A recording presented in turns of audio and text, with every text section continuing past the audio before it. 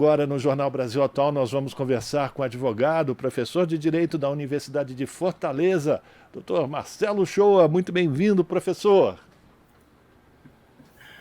Bom dia, é sempre um prazer grande participar do Jornal Brasil Atual. Alegria nossa também. O professor Marcelo Shoa também integra a Associação Brasileira de Juristas pela Democracia, Núcleo Ceará, e faz parte do grupo de trabalho do GT de Direitos Humanos do Governo de Transição. Ainda está funcionando e já foi entregue todos os relatórios e terminou a sua participação nesse esforço, professor? Só para a gente já limpar essa dúvida. Não, terminou. Ontem foi o último dia, todos os GTs fecharam seus relatórios, muita gente teve que trabalhar até tarde, inclusive depois da diploma à frente, mas a ideia hoje é haver um encontro de finalização, mais um encontro mesmo, só para que as pessoas se conheçam, né? São muitos grupos, e se despeçam e desejem a quem assumir possível. Eu estou muito tranquilo, porque acho que me dediquei o máximo que pude, dentro das minhas possibilidades, gastei minhas energias, conheci pessoas, debatemos muitos temas importantes, e eu tenho certeza que o governo é o governo que no dia estará a trabalhar, porque já entrará conhecendo o que irá receber. Eu não sei se eu estou sendo indiscreto, professor. O senhor está em Brasília? Eu estou em Brasília. Eu estou em Então, Brasília. então é perfeito para a gente já começar a conversar sobre a situação que aconteceu ontem. A gente poderia estar falando aqui do relatório, das propostas, mas vamos começar, professor, falando da situação deplorável que aconteceu ontem, depois da diplomação do presidente Lula, de seu vice Geraldo Alckmin. Vândalos, terroristas, criminosos, aterrorizaram a noite aí do Distrito Federal. E eu queria primeiro uma avaliação sua sobre a não ação do governo Bolsonaro para reprimir esse tipo de manifestação criminosa, a participação do governo do Distrito Federal e como é que o senhor também está vendo já a movimentação do presidente Lula e do governo Lula, que apesar de ainda não ser presidente de direito, eu costumo falar que ele já é presidente de fato desse Brasil. Como é que o senhor está vendo essa situação? Bom, primeiro eu queria dizer que eu estou em Brasília, mas eu não estou só em Brasília. Eu estou no hotel do presidente Lula. Assim, ele é um complexo, ele está num prédio aqui ao lado meu. O que acontece lá, acontece aqui. E eu não vi absolutamente nada. Eu preciso dizer isso, Rafael, porque há um certo alarmismo que tende a, se não for contido, a gerar consequências de medo na população. Eu não vi absolutamente nada. Claro, ontem à noite eu tive na frente do hotel do presidente Lula, estava uma segurança reforçada, tinham policiais federais, tinham policiais, não sei o que é aquilo, se é força de segurança, com roupa de exército, mas não era exército, estava bem mais reforçado. Mas esses eventos que aconteceram foram pontuais, episódicos, são marginais perigosos, que vão ser presos, todos eles. Eu só queria deixar claro para a população brasileira, para as pessoas que nos assistem nesse momento, que o presidente Lula foi diplomado e tomará posse no dia 1º. Então, não adianta, acabou essa história. O que você me perguntou, o que é que eu acho da segurança não ter agido, né, da segurança institucional. Bom, eu acho que a segurança do presidente Lula esteve lá, né? Eu acho que pode ter agido nos enfrentamentos diretos. Agora, claro que se isso fosse, por exemplo, contra o Bolsonaro, teria envolvido muito mais segurança, teria envolvido Forças Armadas, teria envolvido uma série de sistemas policiais que não foram mobilizados ontem.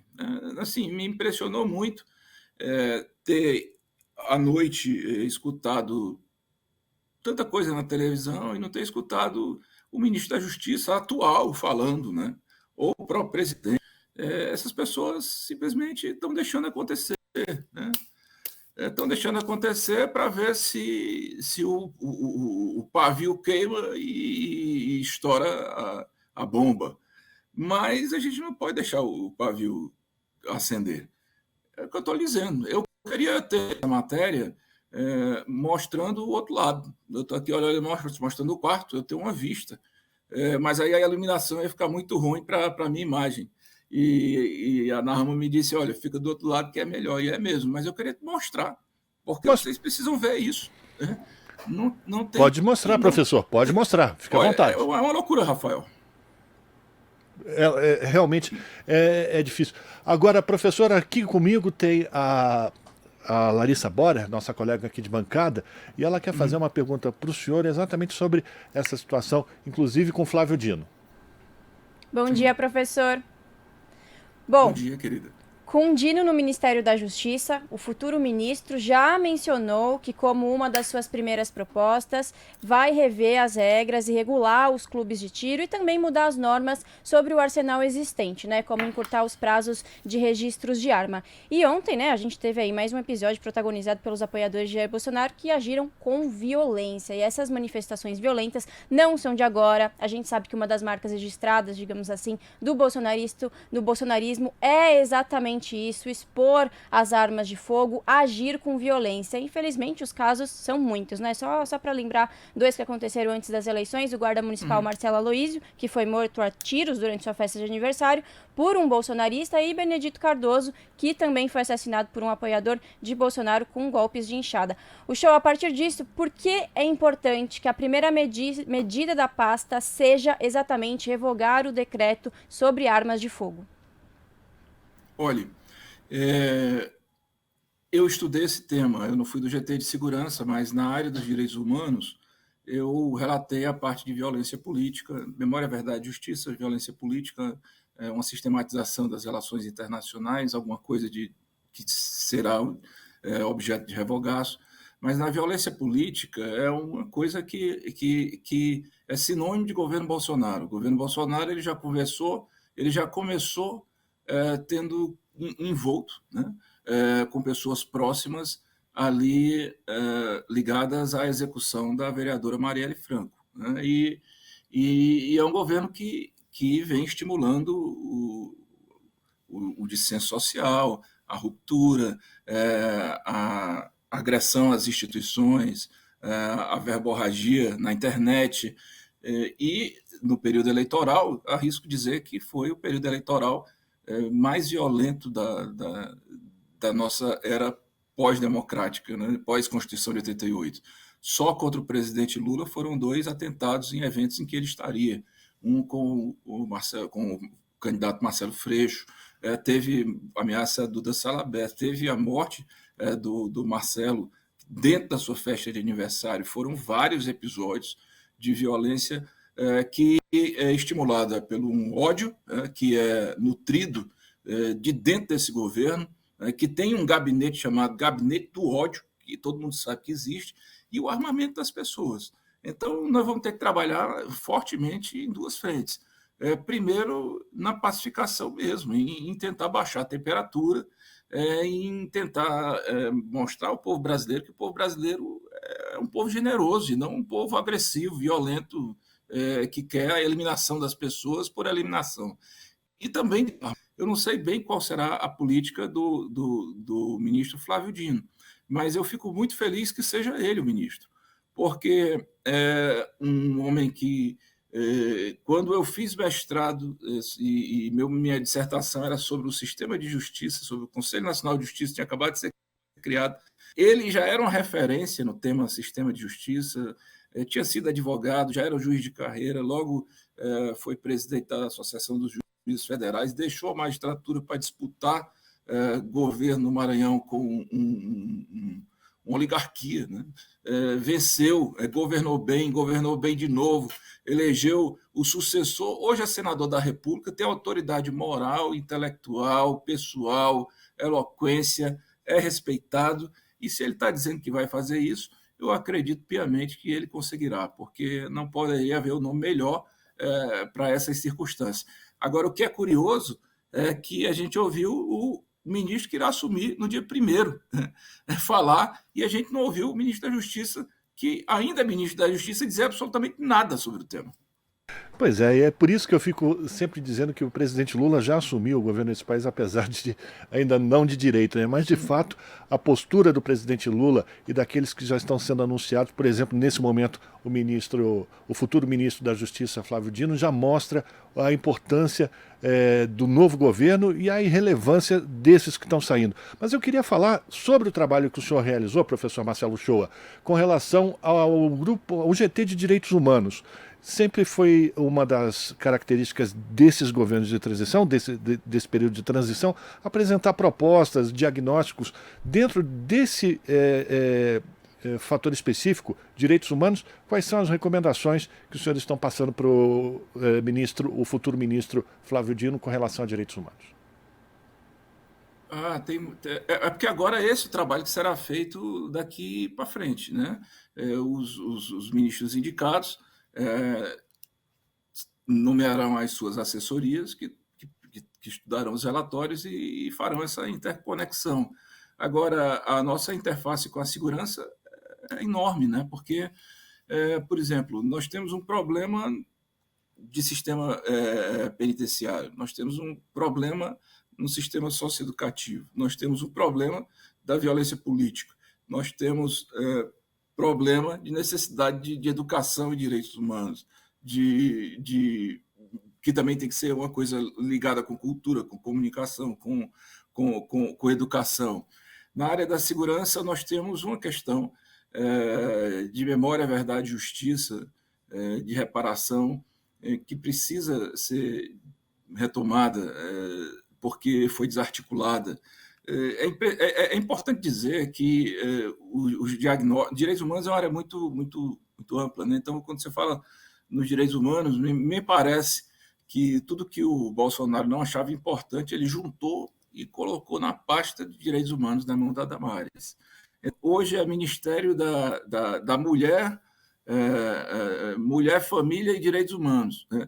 Mas aí você tem criança e adolescente, idoso, pessoa com deficiência, LGBT, política da diversidade religiosa, trabalho escravo, que também tem muita coisa a ver com a justiça, a questão migratória, tem muita coisa a ver com a justiça. Bom, memória, verdade e justiça, educação e direitos humanos. Então, assim, eu trabalhei especificamente em 2 temas, né? Memória, verdade e justiça e violência política. Assisti muitas escutas sociais, foram mais de 30, mas relatei esses 2 e pude dar uma analisada jurídica naquilo que será proposto para revogaço. Por exemplo, há muita coisa na lei de imigração que é de 2017, mas em cujo decreto regulamentar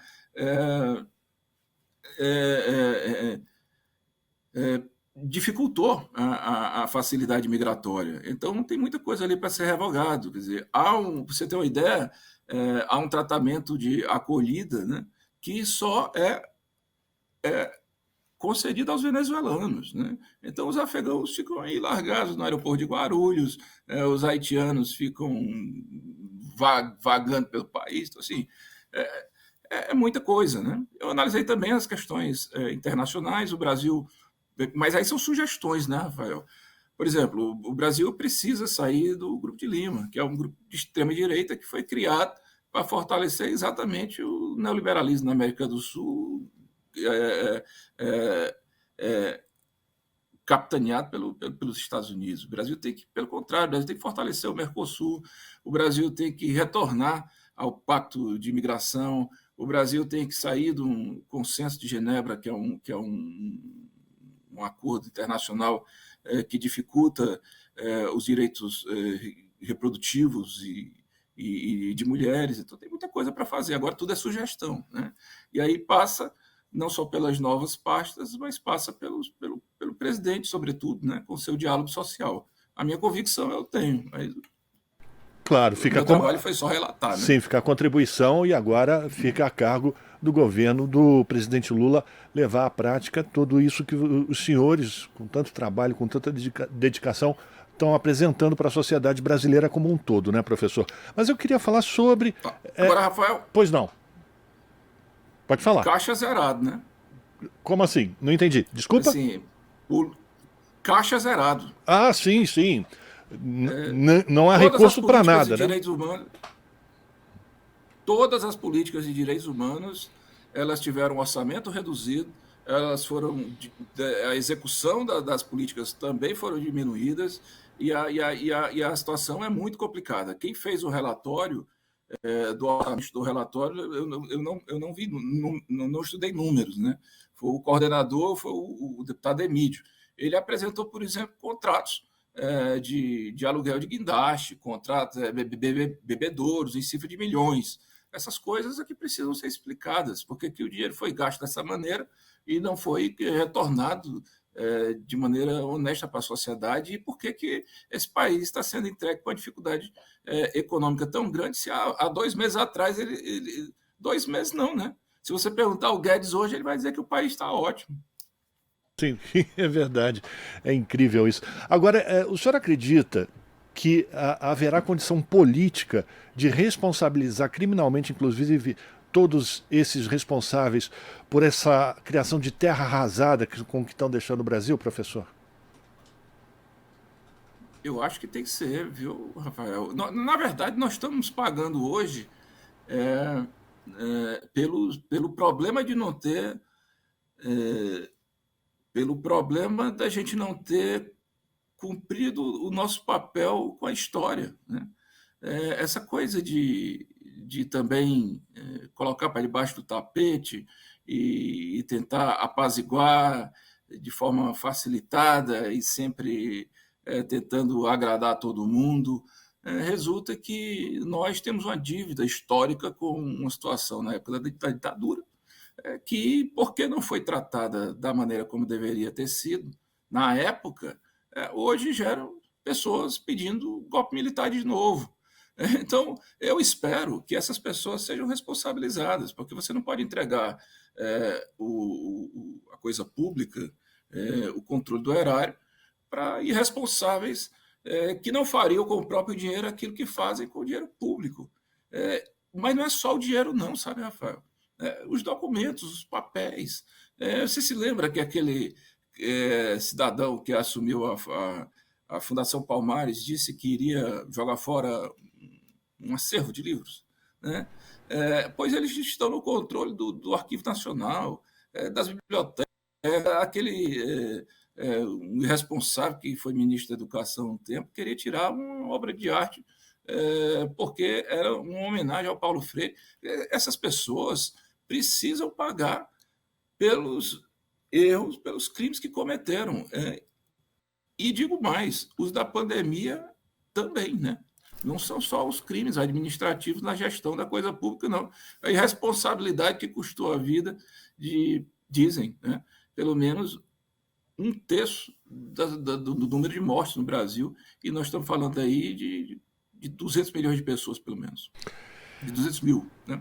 Foram 700 mil mortes. Sem dúvida. Bom, quero agradecer aqui a participação do advogado, professor de Direito da Universidade de Fortaleza, Unifor, professor Marcelo Schor, que integra também a Associação Brasileira de Juristas pela Democracia, o Núcleo Ceará da ABJD, e também integra o grupo de trabalho do GT de Direitos Humanos do governo de transição do presidente Lula, fazendo aqui uma avaliação daquilo que foi produzido por esses profissionais do direito, esses juristas, para servir de subsídio para o novo ministro da Justiça, Flávio Dino, e o presidente Lula tentarem recolocar esse Brasil de novo nos trilhos do crescimento, da democracia e pelo combate à desigualdade social. Professor, muito obrigado pela sua participação. Abraço para o senhor. Boa sorte aí ainda no seu trabalho em Brasília e a gente vai continuar em contato com certeza. Rafael, um grande abraço, um beijo grande em todo mundo. Eu quero dizer que eu estou muito otimista. Eu acho que o presidente Lula assumirá com o pé direito e fará um grande governo, felizmente, e finalmente nós teremos um presidente de novo, né? Porque este aí não pode ser qualificado nada. Enfim, vamos para frente. Hoje tem trabalho ainda. Abraço, meu amigo. Orai e vigiai. Abraço. Conversamos com o professor Marcelo Shoa, aqui no Jornal Brasil Atual. Estamos apresentando Jornal Brasil Atual. As notícias que os outros não dão.